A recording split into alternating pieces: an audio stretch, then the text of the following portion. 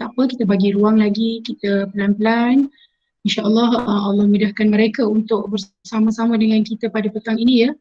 Petang yang penuh dengan keberkatan, cuacanya sangat tenang, dengan sedikit hujan, saya kira ada gerimis di luar sana. Mudah-mudahan Allah memberi kekuatan kepada kita untuk berterusan dalam majlis ilmu. Saya mulakan dengan kita membaca sedikit doa untuk mendapat kekuatan dan keberkatan daripada Allah Subhanahu wa taala. أعوذ بالله من الشيطان الرجيم بسم الله الرحمن الرحيم الحمد لله رب العالمين والصلاة والسلام على رسول الأمين وعلى آله وصحبه أجمعين اللهم افتح علينا فتوح العارفين وارزقنا فهم النبيين وبجاه خاتم المرسلين اللهم أرنا حق حقا وارزقنا اتباعه وأرنا الباطل باطلا وارزقنا اجتنابه اللهم رب يسر ولا تعسر رب تمم بالخير وصلى الله على سيدنا محمد وعلى آله وصحبه وبارك وسلم والحمد لله رب العالمين. Taqabbalallahu minna minkum. Baik, pertama dan selamanya kita rafakkan syukur kita hanya senya kehadirat Allah Subhanahu wa taala. Selawat dan salam ke atas junjungan besar Nabi Muhammad sallallahu alaihi wasallam, ahli bait, para sahabat baginda, tabi'in dan seterusnya, kaum mukminin dan mukminat, muslimin dan muslimat, fal ahya'i minhum wal amwat. Baik, hari ini kita masih lagi berada dalam tajuk akidah menggunakan kitab Anak Kunci Syurga. Saya faham ada di kalangan sidang pendengar di luar sana tidak memiliki kitab tersebut. Jangan risau sebab saya telah sediakan slide ya, nanti saya akan present slide tersebut. Dan sidang pendengar yang tidak memiliki buku boleh merujuk slide yang saya slidekan nanti. Namun begitu saya mohon, disebabkan kerana kita sedang menuntut ilmu, maka bagi seorang penuntut ilmu itu seharusnya ada catatan. Ada catatan sebagai bukti cintanya kita kepada ilmu, kan? Dicatat.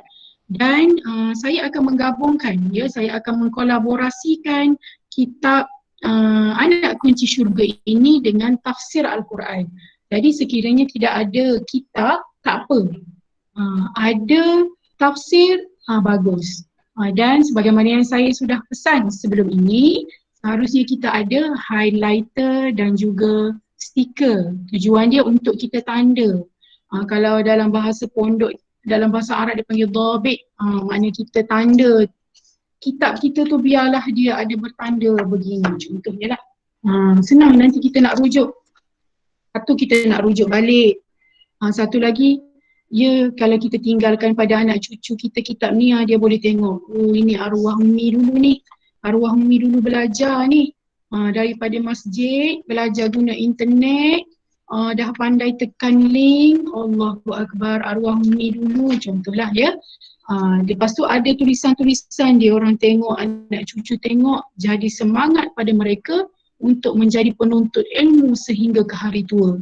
Makanya ini pun akan jadi saksi kepada kita nanti di akhirat nanti. Mereka semua ini makhluk-makhluk Allah di hadapan kita ni, buku-buku, kitab-kitab, tulisan-tulisan kita ni, boleh jadi di akhirat nanti akan menjadi saksi akan usaha dan kesungguhan kita untuk menuntut ilmu. Dan tidak terlewat kalau Ustazah ucapkan tahniah lah kepada anak-anak yang daripada SK Datuk Maharaja Lele. Ustazah tengok ramai juga di sana ya. Lukman ada, Mama Azra ni orang hebat pun ada. Ya, sebut Ayu ada kat situ. Yang lain tu alhamdulillah lah, memang fan-fan Ustazah yang selalulah, Kak Tun, siapa lagi di sana, Kak Noli, Kak Seri, ya, Siti Zalihanayan, sahabat saya juga, Cik Yatinah Rejo, alhamdulillah, tahniah, terima kasih. Okey, baik. Kita boleh teruskan, kita akan teruskan sebab masa kita hanya ambil sejam saja. Saya tak nak ambil masa lama, saya faham. Masing-masing ada kekangan waktu dan tugas tersendiri ya. Okey.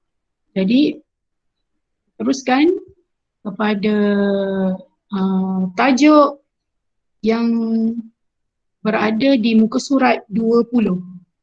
Boleh buka muka surat 20, iaitulah tajuk beriman kepada hari perhitungan, hari hisab. Ia masuk dalam kategori ataupun makna hari kiamat juga.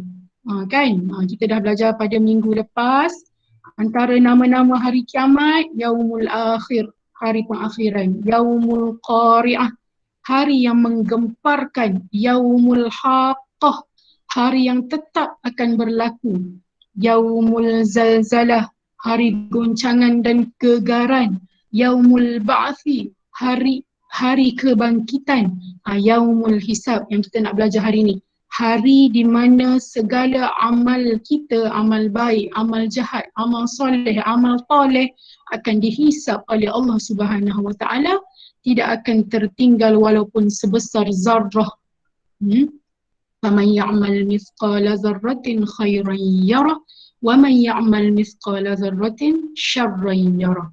Hari akhirat ataupun hari kiamat juga dikenali dengan Yaumul Waqi'ah, hari kejadian yang sangat dahsyat. Yaumus Sa'ah, hari manusia dibangkitkan. Yaumul Ghashiyah, hari huru-hara. Yaumul Hashr, hari pengusiran.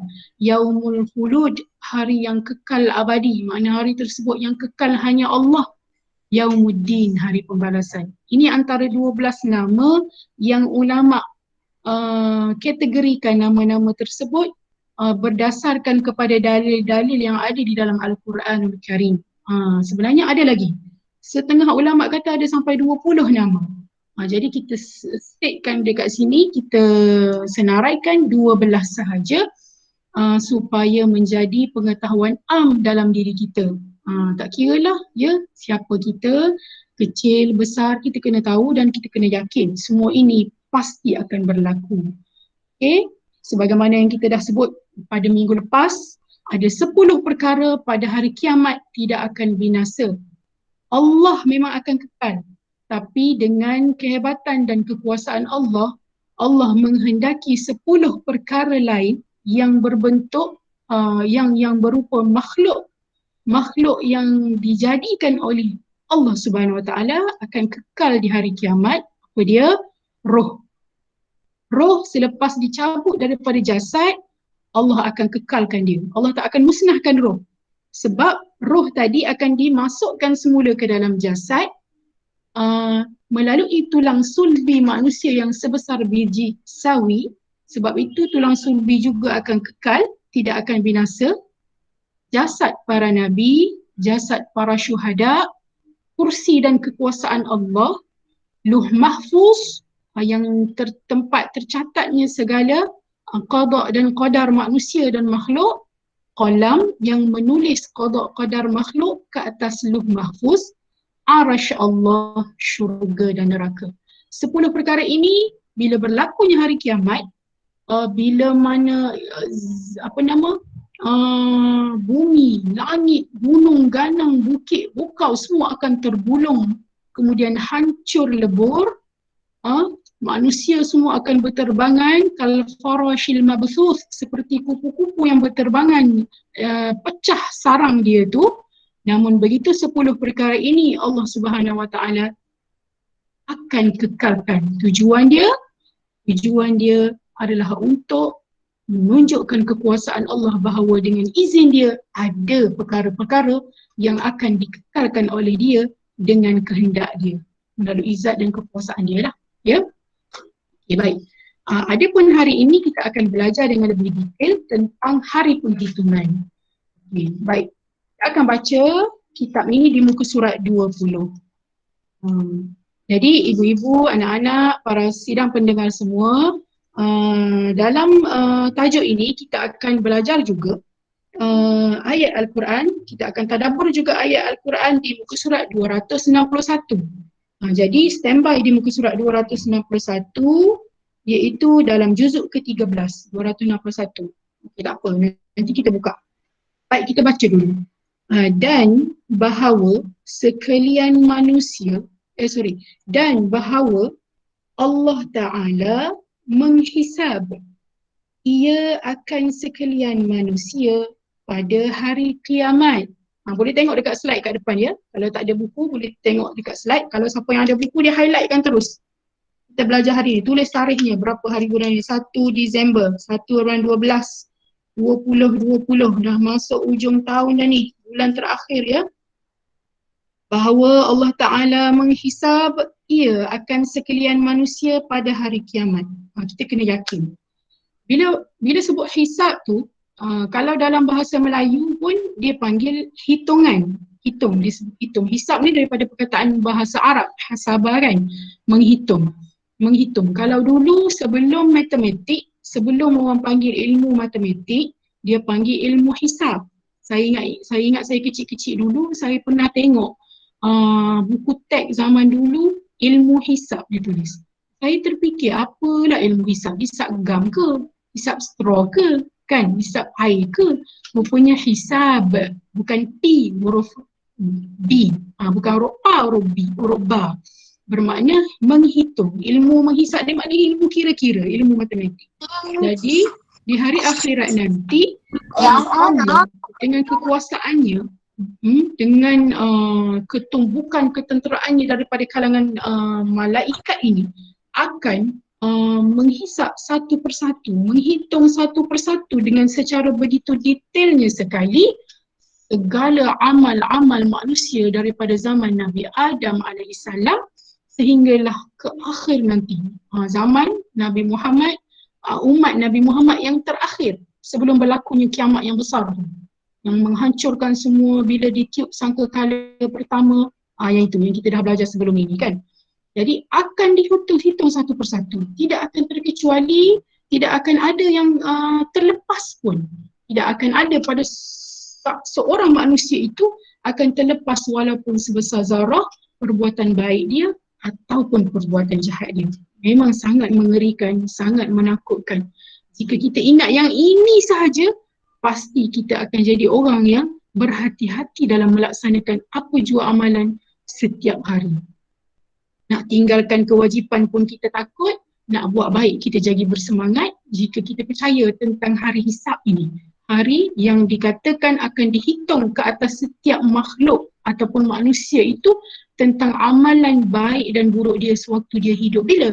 Hidup di dunia dulu. Okey. Artinya, dalam kitab ni kita sambung lagi, artinya mengkhabarkan Allah.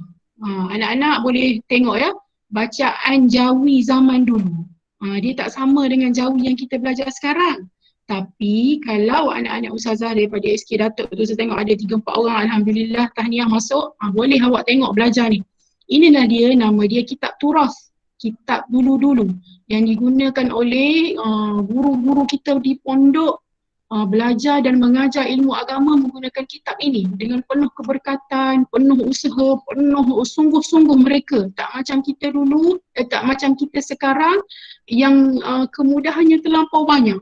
Tekan sahaja di hujung jari, semua benda kita dapat. Mereka kena kelek kitab tua ini, pergi jalan kaki, pergi naik basikal tua, pergi duduk dekat pondok, guna air telaga, kan? Nak belajar, punya susah mereka ni. Kita sekarang duduk dekat atas sofa lembut, yang tenggelam bila naik, bila kita pijak tu tenggelam masuk ke dalam, tak jumpa orang pun. Sambil tekan aircon, sambil tekan link aja. Sangat mudah. Kalau tu pun kita tak boleh nak buat, Masya Allah, apa kita nak jawab hari hisab nanti?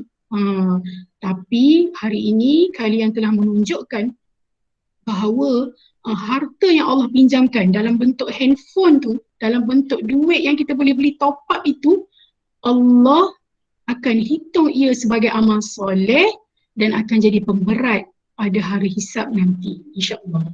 Okey. Tengok artinya tadi, mengkhabarkan Allah.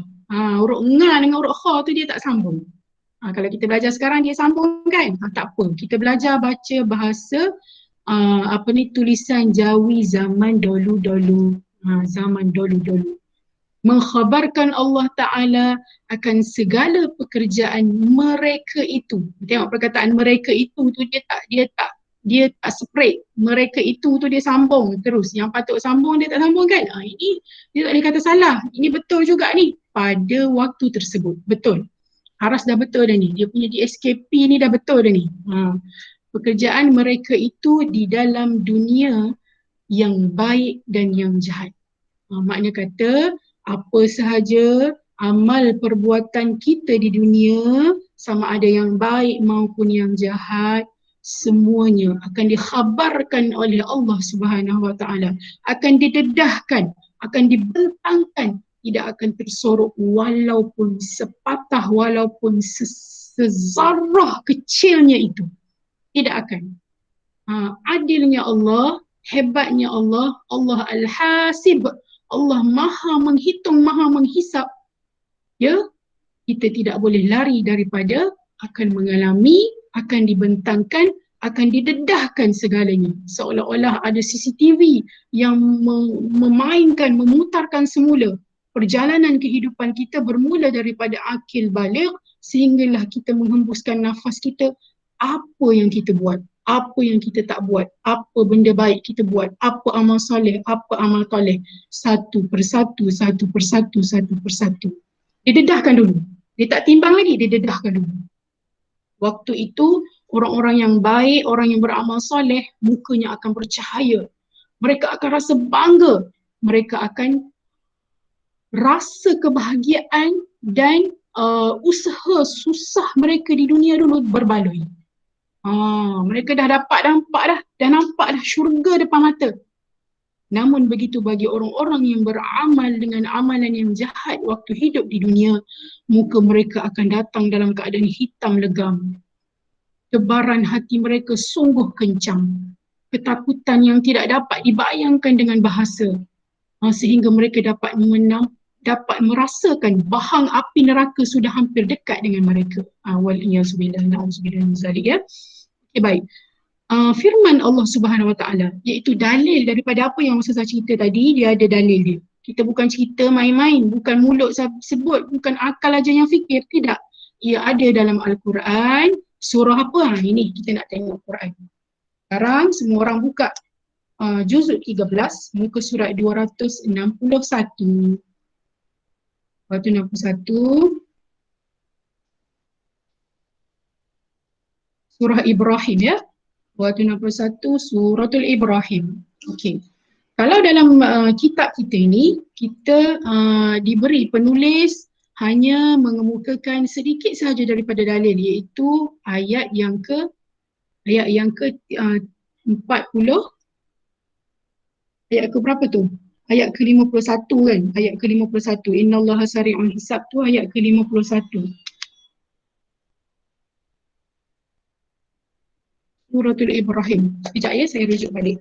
Betul ke surah Ibrahim? Betul. Surah Al-Ma'idah. Minta maaf, Suratul Ma'idah ayat 50, ayat 4. Ayat 4 surah Al-Ma'idah. Buka surah Al-Ma'idah.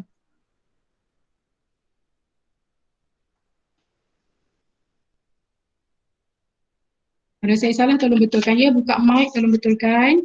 Dalam surah Al-Ma'idah ayat ke-4. Minta maaf, silap. Surah Al-Ma'idah di muka surat, sama-sama cari. Siapa jumpa dulu boleh bagi tahu. Ayat yang ke-4. Okay, baik. Ayat ke-4.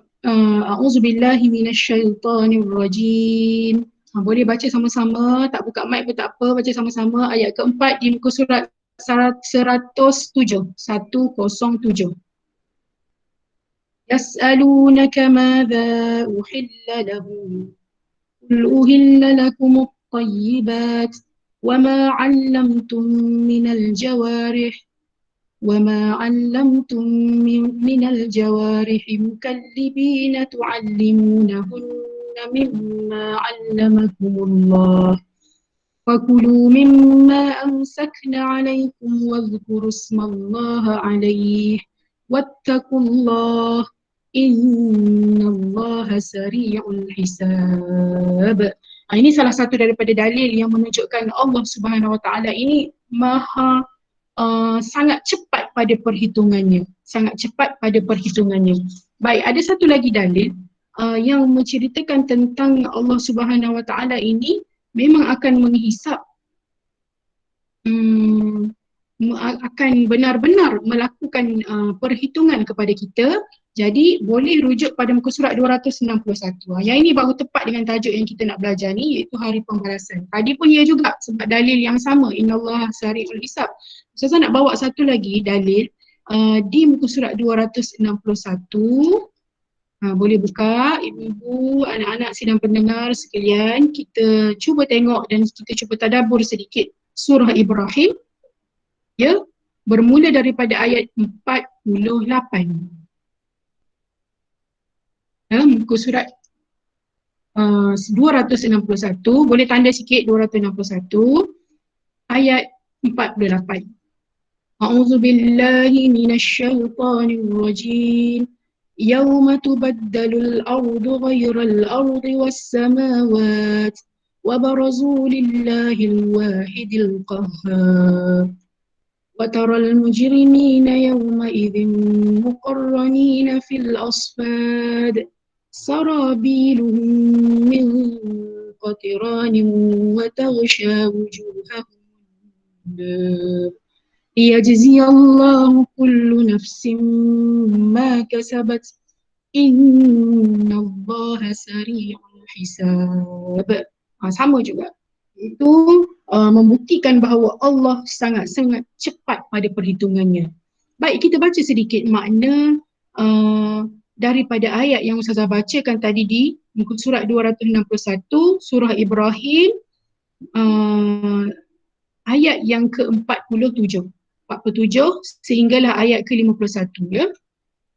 Iaitu pada hari ketika bumi digantikan dengan bumi yang lain, demikian pula langit digantikan juga dengan langit yang lain, dan manusia itu dikumpulkan di padang mahsyar. Tujuannya adalah untuk menghadap Allah yang Maha Esa lagi Maha Perkasa. Dalam ayat ini digunakan perkataan Allah Al-Qahhar, Allah yang Maha Esa, Allah lagi Maha Perkasa. Maknanya pada hari tersebut tidak ada daya dan upaya melainkan daya dan kekuatan Allah yang Maha Esa dan Maha Perkasa. Di dunia, hebat tara mana kita? Ketua Turus Angkatan Tentera, ketua perang, major general dan sebagainya contohnya.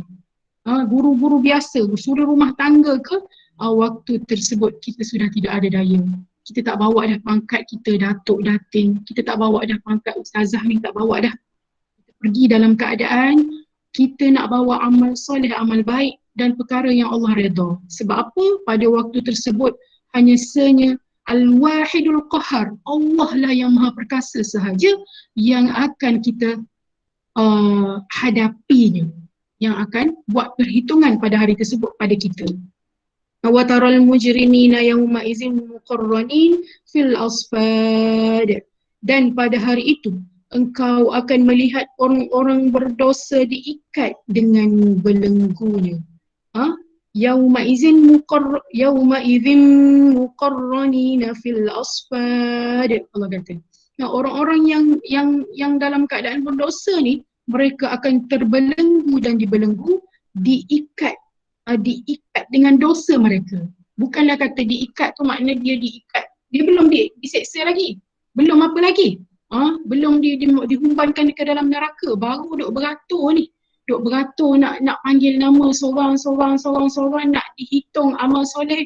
Masa tu pun hati mereka ni sudah terbelenggu akibat daripada dosa mereka waktu hidup di dunia dulu. Makna kata mereka pun tahu yang dulu dekat dunia dia ni banyak dosa. Mereka tahu. Bermula daripada mula roh dicabut keluar itu pun dah mereka dah boleh rasa dah. Orang berdosa ni dia dibelenggu hati mereka dan diikat dengan belenggu dosa tersebut. Sarabiluhum min qatiranin wa taghsha wujuhahumun nar. Pakaian mereka nanti akan diperbuat daripada tar dan wajah mereka ditutup dengan api neraka. Na'udzubillahi min zalik. Kalau sidang pendengar semua tengok orang tengah buat jalan, tar hitam tu, apa yang kita nampak masa orang buat jalan tu? Tar tu tadi, kalau mula-mula dia press kan, dengan alat dia tu dia letak dalam macam roda kecil tu, dia press daripada dia punya mesin lori tar tu kan, dia mesin macam lori simen tu. Lepas tu dia masukkan kat situ, dia pun tar jalan dia ada dua jenis lah, satu yang besar, satu yang kecil kan. Apa yang keluar daripada uh, mesin tersebut? Wap panas, betul tak? Wap panas. Kemudian tar tadi sebelum dia sejuk, dia memang sangat berbahaya. Berbahaya kenapa? Satu, suhu dia terlampau tinggi. Satu lagi, kalau kita naik dengan kereta, contohnya kita naik dengan kereta, tayar kereta kita tu, dia akan memercik dekat bodi kereta kita tu. Kesan hitam daripada tar tadi memang susah nak hilang.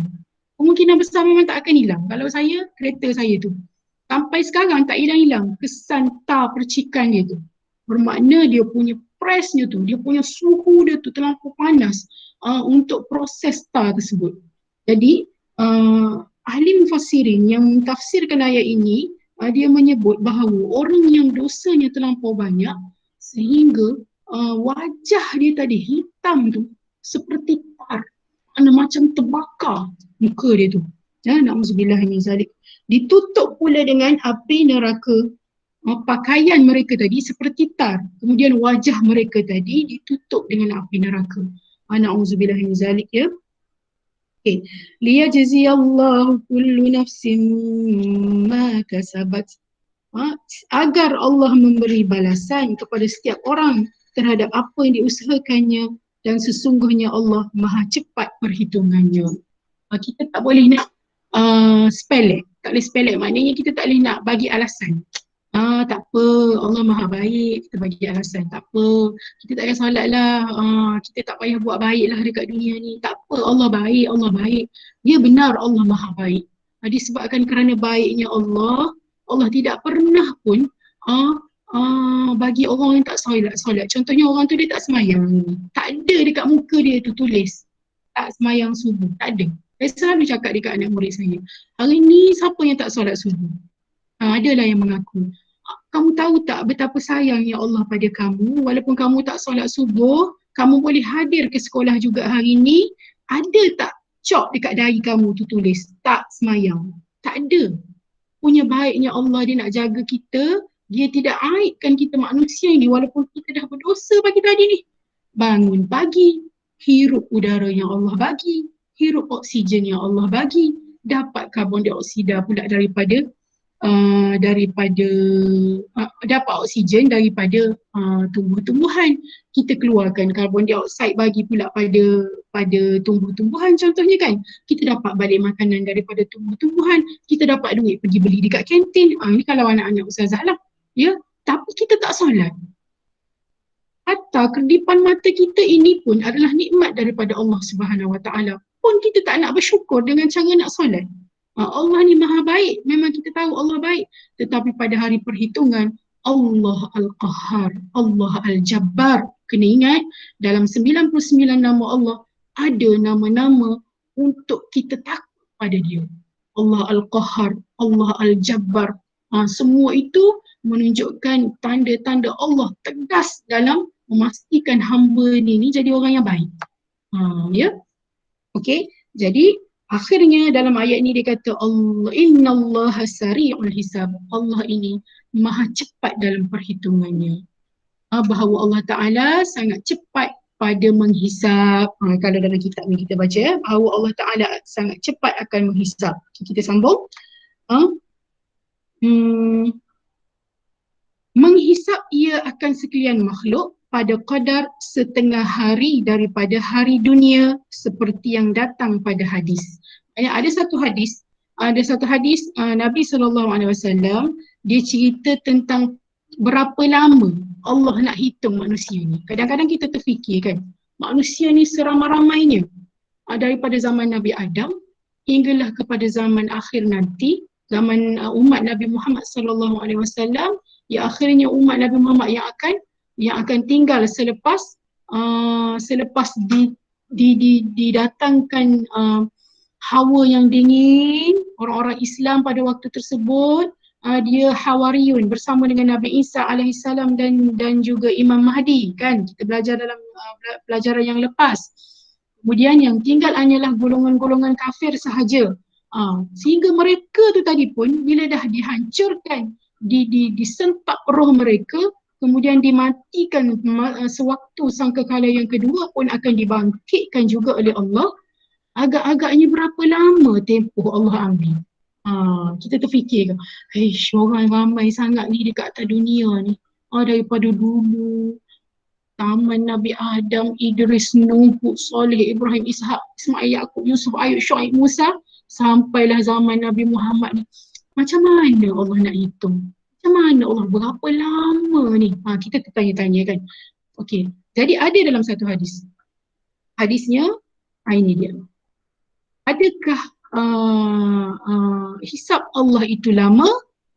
Dalam kitab Syarhus Sunnah yang dikarang oleh Imam Al-Muzani rahimahullah, dia berkata, ini bukan hadis, ini apa yang ada dalam kitab, ya. Dalam kitab ni pun diambil daripada yang saripati hadis Nabi SAW yang menceritakan tentang berapa lama hisab Allah Ta'ala itu.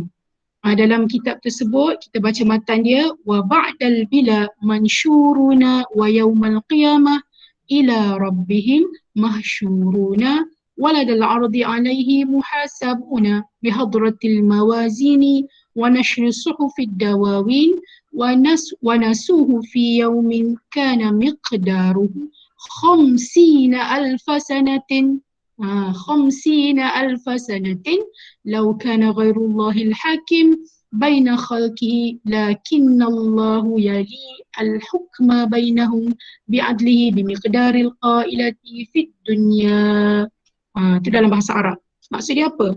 Setelah bumi ini hancur, manusia akan dibangkitkan dan pada hari kiamat akan dikumpulkan di hadapan Tuhannya. Mereka akan dinampakkan seluruh amal-amal soleh, amal-amal baik, amal-amal jahat mereka akan dihisap dengan dihadirkan oleh mereka kepada mereka timbangan-timbangan dan ditebarkan lembaran-lembaran catatan amalan mereka. Mereka akan diberi catatan amal baik mereka, amal jahat mereka, kemudian ditebarkan. Ditebarkan maknanya dislidekan. Seluruh makhluk akan nampak. Tak akan ada orang yang tak tahu. Semua orang tahu. Contoh dipanggil Fazlina bintu Abdullah. Naik kamu ke atas. Contohlah, kan. Kita tak tahu. Wallahu ta'ala alam je macam mana tu. Allah je yang tahu. Macam mana cara Allah nak panggil seorang-seorang ke. Allah nak panggil secara grouping ke. Allah saja yang tahu. Tapi seolah-olah gambarannya begitu.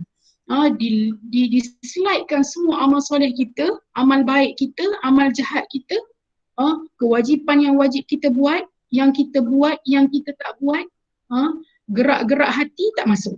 Selagi kita tak buat benda itu secara zahir, Allah tak kira. Tu baiknya Allah, kan. Kalau kita detik aja nak buat jahat, belum buat jahat, dia tak kira. Benda yang dah kita buat, iaitu dikira. Ya. Kemudian dislidekan, ditunjukkan, manusia semua akan tengok. Waktu tersebut kalau yang banyaknya baik, kita akan rasa gembira. Kalau sekiranya yang jahat itu banyak, yang banyaknya banyak, yang baiknya banyak, kita akan gembira. Yang jahatnya banyak, kita akan sunggul dan ketakutan. Ya. Allah menghitung dengan teliti. Dia kata Allah menghitung dengan teliti sedangkan manusia melupakannya. Maksud dia apa? Maksudnya waktu tersebut pun kita masih lagi betul ke tak ni aku buat benda ni? Masih lagi kita nak query. Aku tak ada buat ni, silap ni. Masih lagi. Sebab itu dalam surah Yasin dia kata apa, kan? Lidah manusia, mulut manusia akan dizip. Yang bercakapnya apa? Yang bercakapnya tangan dan juga kaki serta anggota badan manusia yang lain. Yang itu je akan bercakap. Sebab lidah ni biasa menipu. Lidah ni tidak bertulang, lidah ni sahaja nak bagi alasan. Lidah ni lah yang selalu tidak mengaku perkara yang dia buat. Benda yang tak buat dia kata dia buat, benda yang buat dia kata dia tak buat. Biasa lidah. Maka pada hari tersebut lidah ni berhenti dulu. Masa dunia dulu banyak dah cakap. Duduk diam-diam. Masuk dalam tu di zip, yang bercakap anggota badan yang lain. Hal ini terjadi pada hari yang kadarnya di dunia adalah 50,000 tahun. Masya Allah, 50,000 tahun di dunia sama dengan waktu yang akan dihitung dan dihisap. Berapa lama tu itu duk menunggu dalam keadaan panas. Ada daripada kalangan mereka yang mataharinya sejengkal. Ada daripada kalangan kita yang berenang dalam peluh. Ada daripada kalangan kita yang berenang air peluh tu sampai pinggan kan. Kan hadis yang kita belajar pada pengajian yang lepas, pelbagai keadaan manusia akan datang pada hari kiamat menunggu saat dihitung dan dihisap. Ya, jadi bagi orang-orang yang amal baiknya kurang, amal jahatnya banyak, mereka akan merasa kadar lamanya mereka dihisap itu seolah-olah 50,000 tahun hidup di dunia. Punya lama. Sedangkan sebenarnya Allah hanya menghitung satu hari. Ada ulama kata setengah hari sahaja. Malah dalam kitab ni dikata apa? Ayat yang bawah tu. Waktu bagi orang beriman adalah hanya sekadar masa istirahat siang di dunia. Sekadar seperti kita tidur qailullah sekejap. Kelip mata je. Tidur bagi nak hilang rasa penat. Seolah-olah begitu. Di sisi Allah. Maknanya senangnya Allah nak hitung ni. Ramai tak ramai manusia, bagi Allah senang aja. Tetapi bagi orang yang beramal dengan amalan soleh itu lebih, soleh ni maknanya lawan kepada soleh lah. Orang yang jahat lah, ya. Mereka akan rasa seolah-olah duduk 50,000 tahun di situ. Panasnya, seksanya, periknya, sesaknya. Ya. Dalam ayat ni dia kata, kalaulah seandainya bukan Allah sebagai hakimnya, nescaya tidak akan bisa. Tidak akan bisa maknanya tidak akan mampu untuk menghitung selama itu, seramai itu. Akan tetapi Allah lah yang menetapkan hukum di antara mereka itu secara adil.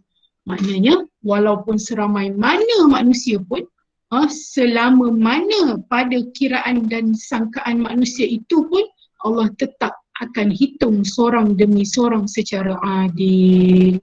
Ya, kenapa? Sehinggalah waktunya bagi orang beriman, dia merasakan hanya sekadar seolah-olah masa istirahat di siang hari waktu di dunia dulu. Sekejap aja.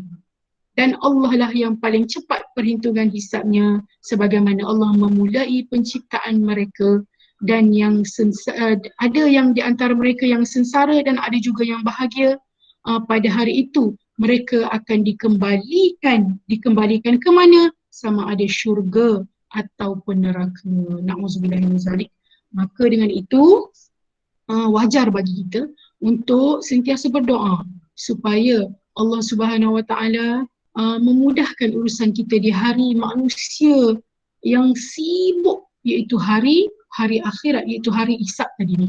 Doa pada Allah, ya Allah, ya Tuhanku, jadikanlah aku dan seluruh ahli keluargaku, kawan-kawanku, anak-anak muridku ini, jiran-jiranku, ya, keturunanku, ibu bapaku, semualah adik-beradikku ini, ya Allah, rezekikanlah kami menjadi orang yang Allah Subhanahu Wa Taala hisapnya dengan hisap yang sekejap. Makna katanya dihisap dengan hisap yang sekejap tu lulus. Malahan ada ulama mengajar kita supaya minta dengan Allah, ya Allah, ya Tuhan kami, rezekikanlah kami untuk masuk ke dalam syurga Firdaus tanpa hisap. Tak payah dihisap, tak perlu dihitung. Dia terus boleh masuk direct terus, bypass terus. Contoh kalau kita pergi dekat airport, kan, sebelum kita masuk nak naik kapal terbang check in tu, kita kan kena lalu banyak nak check tiket dan sebagainya, dia panggil apa tu, lupa dah saya. Kalau kita ni orang yang VIP, tak payah, terus saja masuk dekat pintu lain, pintu VIP tu, terus naik dekat flight kan. Kita nak begitu biar kita di sisi Allah hari akhirat nanti, pada hari hisab, kita jadi VIP Allah, bersama-sama dengan para nabi dan para rasul. Cara dia di dunia ini kita kena beramal seperti ahli syurga. Dia bukan senang-senang, dia bukan semudah itu, dia kena bermujahadah. Macam yang saya duk sebut sebelum ni, kita ni kalau nak di sisi Allah jadi orang yang hebat, kita nak di sisi Allah jadi orang yang dipandang oleh Allah, amalkan 6S kan. Syukurlah kita. Apa saja kita kena syukur. Susah sikit tak apa, syukur Alhamdulillah. Sikit-sikit kita mengeluh tu balik, biasalah mengeluh sikit-sikit tu tak ada masalah. Tapi yang lebihnya kita kena bersyukur. Kadang-kadang kita nampak orang lebih daripada kita pun mengangan-angan sendiri. Oh seronoklah dia ada Oppo versi baru tu, apa benda nama kan. Kita ada apa je, kita ada telefon yang cikai aja. Tak apa, Alhamdulillah ibu-ibu. Anak-anak yang Ustazah kasihi sekalian, telefon cikai pun tak apa. Janji kita guna telefon kita itu untuk mencari redha Allah. Orang telefon iPhone pun kalau dia guna untuk main game sahaja, kerja rumah pun dia tak nak buat, cikgu punya lah bagi kerja online kan, langsung dia tak nak masuk. Padahal mak ayah dah bagi dah telefon percuma dah, mak ayah dah beli dah telefon dekat dia, data pun dah bagi dah, tapi dia tak nak masuk juga. Yang itu yang sakit. Walaupun kita telefon pun kita pinjam mak ayah saja, kita duduk guna data pun data share dengan adik-beradik yang lain, tapi sebabkan kita guna betul-betul yang apa kemudahan yang ada, disebabkan kerana syukurnya kita dengan apa yang Allah bagi walaupun sedikit, semua itu akan jadi berkat. Ya. Baik. Kita pergi lagi kepada satu hadis Nabi SAW berkaitan dengan hisab ini. Ya, dalam hadis riwayat Ibnu Hibban dan At-Tirmizi, ada satu hadis yang menceritakan apa benda yang Allah Subhanahu Wa Taala akan hisab ke atas setiap hamba-Nya. Setiap seorang tu apa benda yang Allah nak hisab dulu. Pertama tadi kita dah yakin yang semua manusia setelah dibangkitkan dia akan dihisab dan dihitung. Kemudian berapa lama hitungannya? Ia bergantung kepada amal kita. Kalau kita orang yang baik, kita akan rasa sekejap sahaja. Kalau kita orang yang jahat ataupun tidak baik di dunia, banyak dosa di dunia, kita akan rasa seolah-olah 50,000 tahun. Ya, itu dia jawapan dia. Dan benda apa yang nak dihitung, nak dihisab oleh Allah? Ini dia. La tazulu qadaman abdin yaumal qiyamah hatta yas'ala an arba'i. Tidak akan berganjak kaki seorang anak Adam itu daripada tempat perhitungannya, daripada tempat hisabnya pada hari kiamat, hatta yus'alu an arba'i, sehinggalah ditanya 4 perkara atas setiap manusia. Apa dia? An umrihi, satu dia akan tanya tentang umur engkau. Fima afnahu, kau habiskan dekat mana umur yang aku bagi? Allah nak tanya, Allah akan tanya. Ya, tak kira umur berapa. Umur kita 40 tahun, umur kita 12 tahun, kita mati pada usia 40 tahun contohnya. Allah akan tanya, sampai border 40 tahun, apa yang kau guna untuk habiskan umur kamu 40 tahun? 80 tahun, apa dia sisa-sisa umur yang kita ada tu kita habiskan ke mana? Adakah kita habiskan untuk menuntut ilmu? Adakah kita habiskan semata-mata untuk bekerja? Ataupun dalam bekerja itu kita habiskan juga, kita niatkan juga untuk ia sebagai amal soleh? Semuanya Allah akan tanya satu. Apa lagi? An jasadihi, Allah akan tanya jasad kita ni, tubuh badan kita ni. Fima abalahu, untuk apakah ia digunakan? Orang kata kita cantik, orang kata kita cun, orang kata tinggi kita 160 kaki, badan kita badan kerengga, kita guna buat apa? Kita guna buat menggoda orang ke? Kita guna untuk hal-hal untuk nak menarik perhatian orang ke? Atau kita guna semua badan kita yang Allah bagi, kecantikan yang Allah bagi, ataupun kalau kita kata kita ni biasa-biasa saja, kita guna untuk apa? Kita guna untuk berdakwah ke? Kita guna dia untuk sujud pada Allah ke? Kita guna dia untuk buat kejahatan ke? Semuanya Allah akan tanya. Ya, wa an ilmihi, dan juga Allah akan tanya ilmu yang ada pada kita. Madza amila fihi, apakah yang telah ia amalkan? Kalau kita menuntut ilmu, tak kira ilmu dunia ataupun ilmu akhirat, adakah ilmu-ilmu yang kita dapat ini kita guna untuk kebaikan ataupun kita guna untuk keburukan? Dari mana kita dapat? Punca dia dari mana? Rezekinya dari mana? Halal ke tidak? Thayyibah ke tidak? Semua akan akan dibongkarkan, akan ditanya satu persatu, satu persatu. Ha?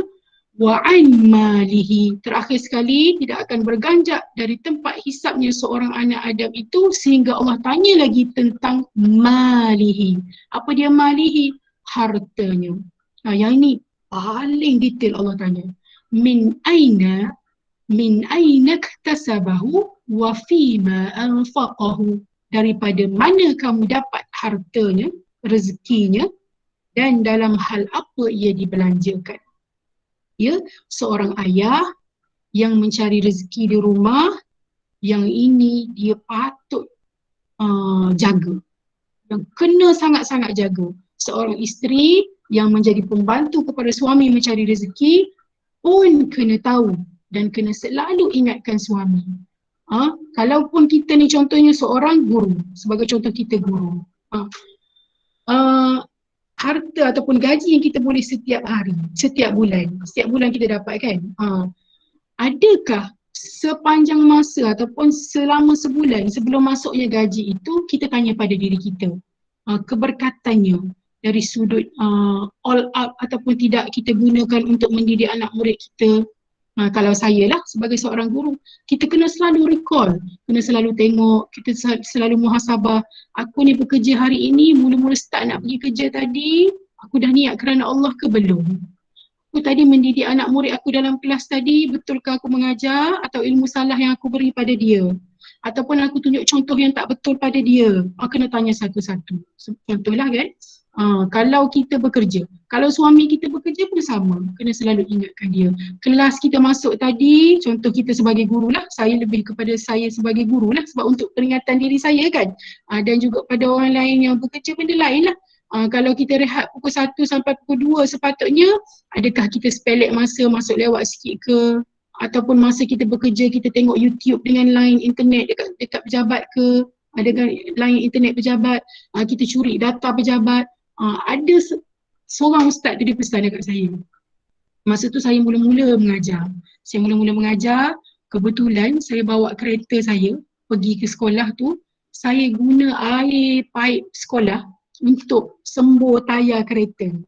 Masa tu kita tak terfikir apa pun, ya. Kita ingat macam kita nak cuci sikit tayar kereta, kebetulannya jalan nak masuk ke sekolah saya tu ada becak, lecak sikit kan. Jadi kita masuk, kita tak nak bagi kereta kita tu teruk sangat. Pergi kat belakang tepi surau, kita sembur tayar kereta kita tu dengan menggunakan air di sekolah. Allah hadirkan dia datang tegur kita. Ustazah, dia kata, Ustazah rasalah betul tak perbuatan Ustazah? Kenapa? Saya tanya dia. Ustazah cuci kereta guna air kerajaan, dia kata. Air terdetik. Ya Allah, subhanallah. Allah hantar orang untuk tegur aku buat benda ni. Lepas tu saya pun terus istighfar, dah tak buat dah. Ya, dah tak buat dah. Rupa-rupanya benda macam tu pun bagi orang yang soleh. Bagi orang yang soleh dia akan kira. Dia akan kira, dia akan hitung, dia akan rasa benda tu tak patut dia buat. Kalau kita ni, orang-orang awam macam kita ni, kita akan rasa, alah bukannya banyak pun, sikit aja, lagipun duit kerajaan bayar. Kita rasa macam tu.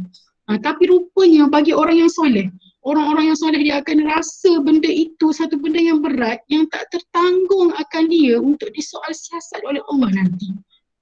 Banyaklah kalaulah sekiranya kita terbuat lah, contohnya kan mungkin masa dulu-dulu kita kerja, sekarang kita dah pencen, kita terbuat, kita tercharge lama telefon kita dekat pejabat ke kan, kita ingat macam benda tu benda biasa saja, tapi rupanya mungkin dia memberi kesan juga pada hidup kita hari ini, yang kita tak sedar.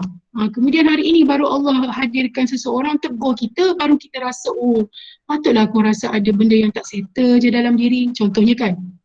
Maka kita bertaubatlah pada Allah. Boleh jadi kita dengan cara apa? Cara bersedekah, kita niatkanlah harta-harta kita ni untuk dicuci dan dibersihkan. InsyaAllah mudah-mudahan Allah terima. Okey. Itulah dia 4 perkara ya. Daripada hadis tadi disimpulkan 4 perkara yang akan dihisap oleh Allah bila tiba hari manusia dihitungkan nanti. Yang pertama umur kita, tubuh badan dan jasad kita. Yang ketiga, ilmu kita. Yang keempat, harta. Ilmu ni sangat penting. Kita tak boleh kata kita tak tahu. Kita tak boleh kata kita tak tahu. Kita nak jawab dengan Allah ke nanti? Saya tak tahu ya Allah. Tak ada orang bagi tahu. Contoh kan, orang-orang kafir bila dipanggil oleh Allah di hari akhirat nanti, mereka akan disoal oleh Allah. Kenapa kamu tak buat benda yang aku suruh dan kamu membuat serta melanggar semua larangan aku? Mereka akan jawab apa? Mereka akan jawab dalam keadaan sombong. Mereka akan jawab, kami tak tahu ya Allah. Tak ada siapa bagi tahu ya Allah. Allah akan jawab balik, bukankah aku dah turunkan Al-Quran dan bukankah aku turunkan Nabi? Kalau dia kaum lain ataupun umat Nabi lain, Allah akan jawab, bukankah aku dah turunkan pada kamu kitab-kitab lain? Dia ada 4 kitab kan? Kitab Injil, kitab Taurat, kitab Zabur, dan selang-seli di antara kitab-kitab dia ada suhufu Ibrahim, suhufu Musa, ada semua suhuf peringatan. Bila mereka jawab, Allah akan berjawab balik. Bukankah aku dah turunkan pada kalian Quran? Bukankah aku dah turunkan pada kalian kitab Injil, kitab Zabur, suhuf dan semua? Bahkan aku turunkan pada kalian itu Rasul dan Nabi-Nabi serta orang-orang baik untuk diberi peringatan. Waktu tersebutlah Allah akan zip semua mulut-mulut mereka, yang akan bercakap hanyalah seluruh tubuh mereka.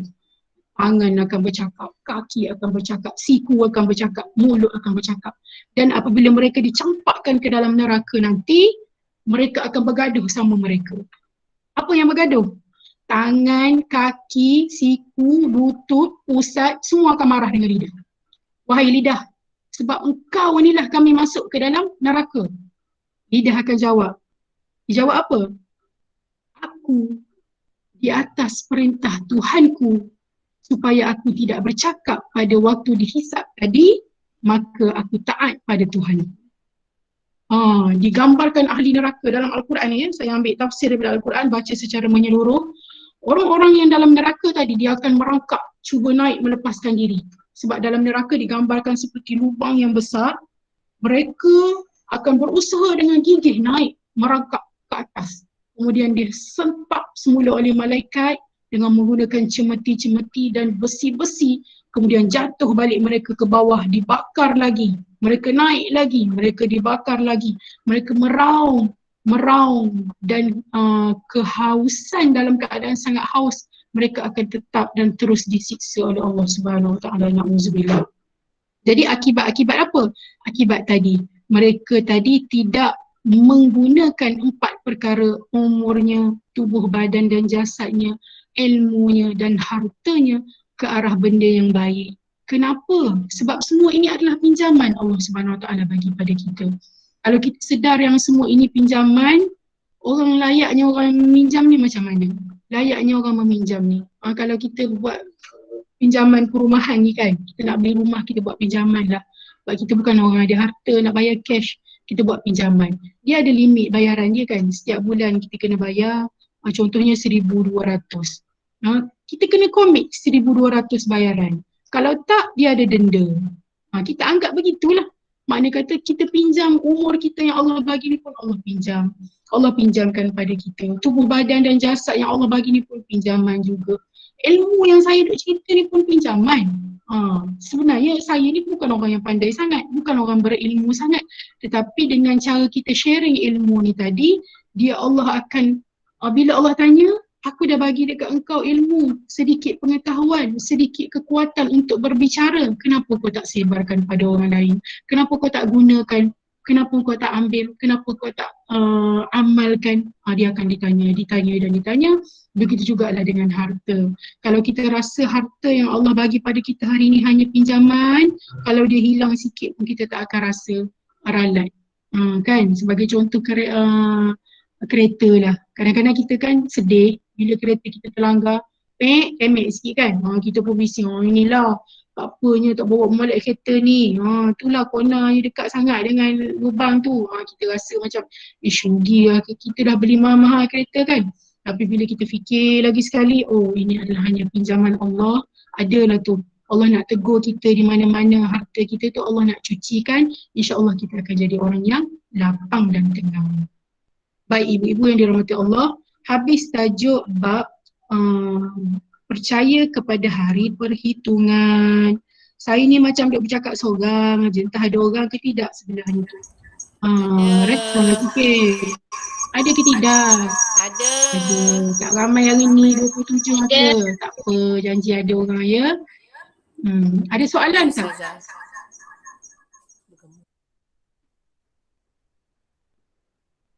Air cappuccino pun tak disediakan. Ya. Alhamdulillah nasib ya. Jadi terima kasih Ustazah. Apa? Terima kasih. Oh, terima kasih. Itu siapa tu? Siapa tu? Macam aku kenal je suaranya ya. Cik Sanora. Selamat datang Sanora. Terima kasih kerana sudi mendengar. Patutnya dia yang bagi pengisian hari ini ni, Ustazah Sanora kita ni. Saya cuma berkongsi sahaja ya, hari ini kita berkongsi. Baik, ada tak nak tanya soalan ke, kita nak sharing-sharing ke, sebab kita dah masuk pada jam 3.58. Kalau saya masuk tajuk beriman kepada suratan amal ni, dia akan jadi panjang. Pukul 4 pun tak boleh habis, pukul 5 tak boleh habis, lama-lama kan tinggal saya seorang duduk bercakap kan. Okey, ada soalan ke? Ada apa-apa perkongsian? Cikgu Raja, bunyi suara macam Cikgu Raja je ya.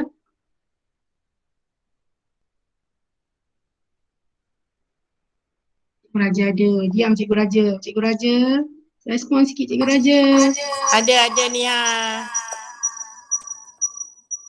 Dengan menengok Ustazah. Ya, ada.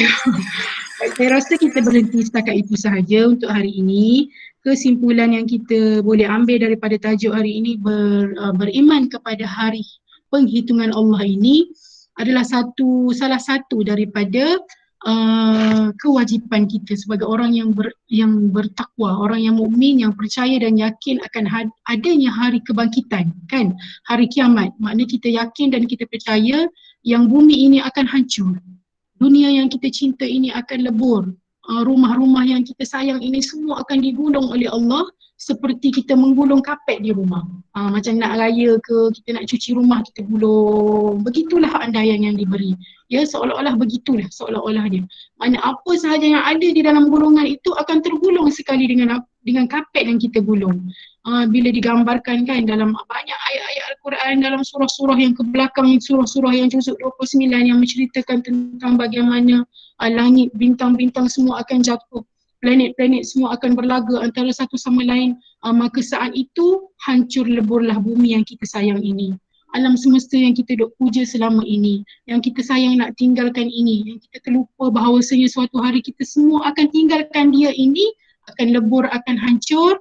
Maka pada hari tersebut kita yakin, dalam keadaan terkejut tu kita yakin dah. Walaupun di dunia ni kita dah tahu akan berlaku, tapi bila kiamat datang sekali lagi kita akan terkejut. Sebabkan kerana apa? Kerana terlalu takut. Maka daripada sekarang kena bersedia untuk melaluinya. Kalaupun kita mungkin tidak akan merasa dahsyatnya hari kiamat itu, kita akan tetap merasa dahsyatnya sakaratul maut itu, kan. Biarlah sakaratul maut itu datang dalam keadaan kita orang yang beriman dan berilmu. Kita boleh dan kita mampu sebenarnya, tidak terlewat. Walaupun kita kata saya ni baru, Allah jetikkan hati nak dengar pengajian-pengajian. Sebelum ni mungkin saya sibuk. Ya, pengajian Ustazah Fazlina pukul 3 hari Selasa. Time tidur tu, kan. Siapa tak nak tinggalkan bantal busuk tu? Contohlah kalau di masjid dulu lah. Ya, sebenarnya banyak pengajian-pengajian lain. Kalau Ustazah Zaridah tu dia ada banyak pengajian kan, Muslimat juga hari Selasa juga di Madinatul Ilmi dia tu, di apa, KSCC tu kan. Alhamdulillah kan. Kita rasa macam beratnya sebelum ni nak pergi, tapi kali ni dengan hikmahnya COVID-19, pandemik COVID-19 yang Allah Subhanahu Wa Taala anugerahkan pada kita ini, kita berjaya berkumpul dalam media maya sebegini. Media maya sebegini daripada Kelantan. Saya tengok kakak ipar saya ada seorang daripada Kelantan yang jauh di sana. Duk KL, Ustazah Sanora daripada KL. Boleh berhubung. Apa lagi yang kita nak jawab dengan Allah? Apa lagi alasan kita kan? Apa lagi alasan kita? Maka inilah yang dikatakan masa, harta, umur dan juga anggota yang Allah bagi tadi yang kita gunakan betul-betul supaya kita terlepas daripada azab Allah bila dihitung dan dihisab nanti. Percaya dan yakinlah ya para sidang pendengar, adik-adik, anak-anak murid ustazah, sidang-sidang warga hijau, warga seluruh Malaysia yang ada di sini, yakinlah kita tidak akan dilepas pandangannya oleh Allah. Allah tidak akan lepaskan pandangan dia pada kita. Sekiranya kita niat kerana Allah, kerana dia, kita guna sedikit data yang ada pada kita itu, mungkin ia memerlukan sedikit perbelanjaan lah. Kita kata, jangan rasa sayang. Sambil drive pun boleh dengar. Jadi, insya-Allah anggota badan yang Allah bagi ini akan menjadi saksi dan seterusnya kita boleh bawa jumpa Allah dalam keadaan tenang. Kita tidak akan termasuk dalam golongan orang yang digambarkan dalam satu hadis Nabi lagi. Ya, manusia ini dia akan jumpa dengan Allah. Ada di kalangan mereka ini akan naik seekor unta berdua. Ada di kalangan manusia itu dia akan naik unta bertiga. Ada di kalangan manusia dia akan naik unta berempat, berlima dan 10. Apa maksudnya tu? Teruk kan seekor unta tu gendong sampai 10 orang. Macam mana tu? Lahannya tu nak pergi jumpa dengan Allah.